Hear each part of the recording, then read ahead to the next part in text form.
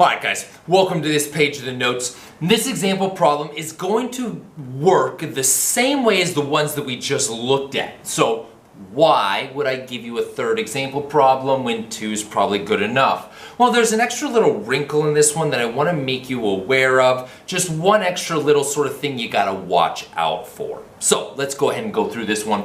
I tell you the figures below are similar. Once again, we're going to solve for x and y. Okay, great, here we go. Let's start with the angles, because that's the easy bit. Here we go. I know that angle B and angle C have to be congruent. Angle B must be congruent to angle C. Plug and chug. Angle B is 3x plus 14. That's got to be equal to 50. Yeah, it's just that simple. We'll subtract 14 to the other side, and 3x is going to be equal to 36. Divide by 3. 36 divided by 3 is 12, right? Just like that. Really, really very simple algebra 1. The only thing you need to know, the geometry part of it, similar figures, corresponding angles are congruent, right? And since B and C are corresponding angles, you know they have to be congruent. That's what allows you to set them equal to each other, right? So that's the geometry part of it, and the algebra is very, very simple. Okay, now that extra little wrinkle. I need to set up a proportion to solve for y based on the ratio of the lengths of the sides. Well, let's find our corresponding sides. First, the easy one. It looks like side EB is going to be corresponding with side CD, right? So those are corresponding sides. But what about my next set of corresponding sides? Please be very, very careful here. You may be tempted to say, oh, AE corresponds with ED. But that wouldn't be right. That wouldn't be right. Please notice, right, that from A to D is the length of the larger triangle. So you need to go all the way from E to D, that's the larger length, and then A to E is the smaller triangle. So please be very, very careful there. What that means then is, since just this little bit right here is y, how do I know the length from A to D?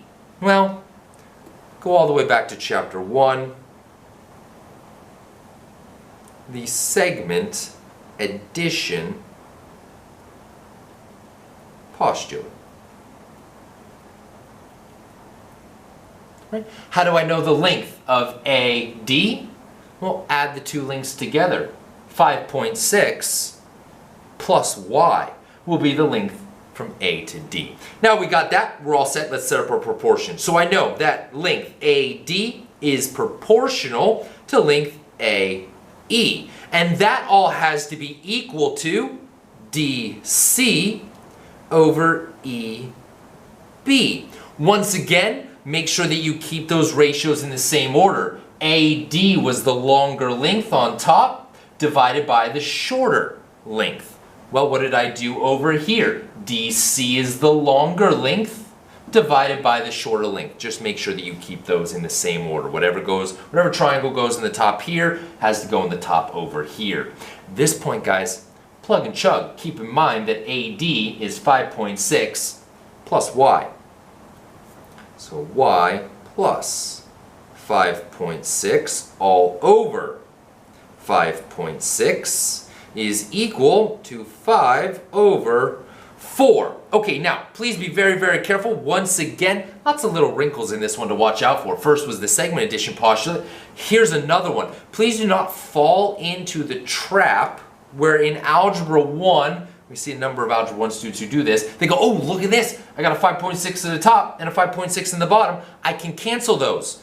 No, hold up. Remember, you cannot cancel numerator and denominator when you have addition or subtraction in the numerator, right? You can't cancel through addition and subtraction. So those 5.6 do not cancel. Please do not do that. You'll get the wrong answer if you do. You will need to cross multiply. Awesome. Here we go. That means that I will have 4 times y.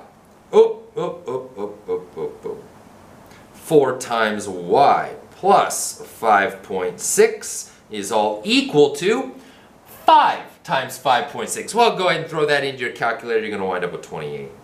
Boom. Here we go. Let me slide up a little bit so I got myself some space. And here we go. We're going to have 4y. 4 times 5.6, again, throw that into a calculator. You get 22.4 equal to 28. Let's subtract the 22.4 to the other side. I get 4y is equal to, look at that, 5.6. Y is equal to 5.6 divided by, divided by 4. And you wind up with 1.4. Awesome. Just like that, setting up those proportions. Watch out for extra little wrinkles like the segment addition postulate, and also for that property there where you cannot cancel numerator and denominator through addition and subtraction. Just careful of that. Again, that's going back to Algebra 1. But anyway, found x and found y. All right, guys, so there we go. What we've seen here now is that using similar figures, we're able to set up some algebra equations, problems, where we can then solve for both unknown angles and unknown lengths.